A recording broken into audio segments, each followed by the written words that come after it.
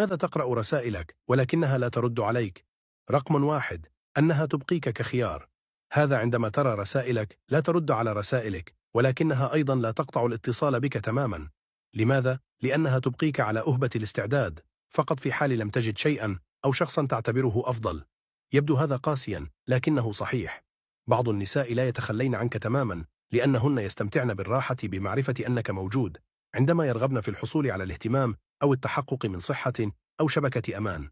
دعني أرسم لك صورة. تخيل أنك ترسل لها رسالة نصية تقول فيها: مرحبا، آمل أن يكون يومك رائعا، وتتركك على القراءة لساعات وربما حتى أيام، ثم ترد عليك بشيء عام مثل: وأنت كذلك.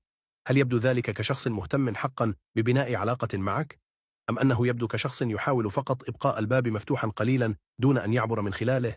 إذن ما الذي يجب عليك فعله إذا كنت تشك في أنك تعامل بهذه الطريقة من قبل امرأة أنت مهتم بها؟ أول شيء عليك القيام به: وضع حدود. توقف عن مطاردتها. لقد سمعتني. توقف عن الاستثمار في شخص لا يبادلك نفس الطاقة. وإذا كانت تقدرك حقا ستلاحظ عندما تتراجع، وعند هذه النقطة ستضطر إلى بذل الجهد وإعادة التواصل. وإذا لم تفعل، حسنا، هذه هي إجابتك. أريدك أن تتذكر هذا: المرأة المناسبة لن تجعلك تشعر بأنك خيارا، ستجعلك تشعر بأنك أولوية.